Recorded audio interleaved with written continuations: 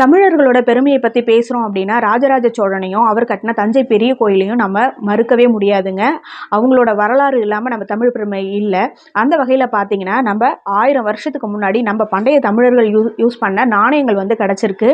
இது எங்கே அப்படின்னா புதுக்கோட்டை மாவட்டம் பொன்னமராவதி அருகே உள்ள சேரனூர் அப்படிங்கிற ஒரு கிராமத்தில் தான் வந்து இந்த விஷயம் வந்து நடந்திருக்கு. 100 நாள் வேலை திட்டத்தில் அங்கே இருக்கிற கிராம மக்கள் அங்கே குளத்தை வந்து தூர்வாரிட்டு இருந்தாங்க. அப்படி தூர்வாரிட்டு இருக்கும்போது தான் வந்து ஒரு மூட்டை மாதிரி ஒன்று கிடச்சிது. இது என்ன மூட்டையா இருக்கு அப்படின்னு சொல்லிட்டு ஓபன் பண்ணி பார்த்தா அந்த மூட்டைக்குள்ளார இருந்தது பாத்தீங்கன்னா நம்ம ராஜா காலத்துல யூஸ் பண்ண பண்டைய கால நாணயங்கள்ங்க. ரொம்ப அரிதா பார்க்கப்படுற இந்த நாணயங்கள் நிறைய கிடைச்சிருக்கு. உடனே அங்க இருந்த கிராமத்து மக்கள் தொல்லியல் துறைக்கு வந்து இன்ஃபார்ம் பண்ணி அங்க இருந்து வந்து இந்த நாணயங்களை எடுத்துட்டு போயிட்டு தொல்லியல் ஆய்வுக்கு அனுப்பியிருக்காங்க. இருந்தாலும் அந்த அதிகாரிகள் ஒரு தோராயமா ஒரு விஷயத்த வந்து சொல்லியிருக்காங்க.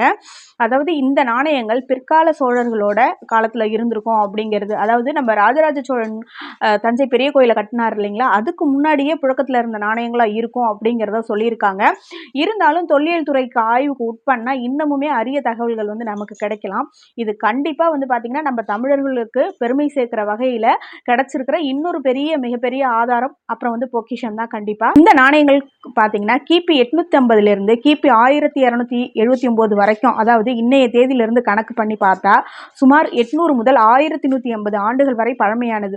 இன்னும் சுவாரஸ்யமா சொல்லணுமா, மாமன்னன் ராஜராஜ சோழன் தஞ்சை பெரிய கோயிலை கட்டிய அந்த பொற்காலம் இருக்கு இல்லைங்களா, அதாவது 1000 ஆண்டுகளுக்கு முன்னாடியே அந்த காலகட்டத்தில் தமிழ்நாட்டு மக்கள் கடையில பொருட்கள் வாங்க பயன்படுத்திய நாணயங்கள் தான் இப்போ நமக்கு கிடைச்சிருக்கு. இந்த நாணயங்கள்ல என்ன இருக்கு அப்படின்னு விட்டு பார்த்தோம்னா அதுல வரலாற்று சிறப்பு மிக்க சைவ முத்திரைகள் பொறிக்கப்பட்டிருக்குங்க.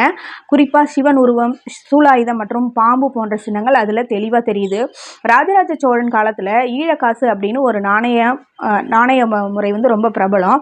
அதோட ஒரு பக்கத்துல அரசன் நிற்பது போலவும் மறுபக்கத்துல அமர்ந்திருப்பது போலவும் இருக்கும். அப்ப கிடைச்சிருக்கிற நாணயங்கள்ல சிவன் மற்றும் சூலாயுதம் இருக்கிறதுனால இது சோழர் காலத்தோட தொடக்க கால நாணயமாவோ அல்லது அவங்களுக்கு பின்னாடி வந்த பிற்கால பாண்டியர்களோட நாணயமாகவோ இருக்க நிறைய வாய்ப்பு இருக்குன்னு ஒரு தோராயமா சொல்லியிருக்காங்க.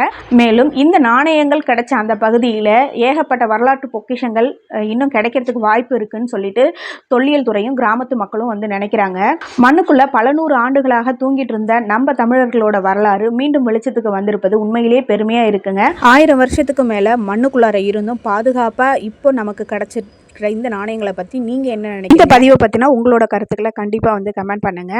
நம்மளோட சேனலை சப்ஸ்கிரைப் பண்ணிக்கிட்டீங்க அப்படின்னா தொடர்ச்சியா இது போன்ற சிறந்த பதிவுகள் வந்து கண்டிப்பா வந்து உங்களுக்கு வரும். உங்களுக்கு பதிவு பிடிச்சிருந்தனா லைக் பண்ணி கமெண்ட் பண்ணி சப்போர்ட் பண்ணுங்க. வாழ்க வளமுடன்.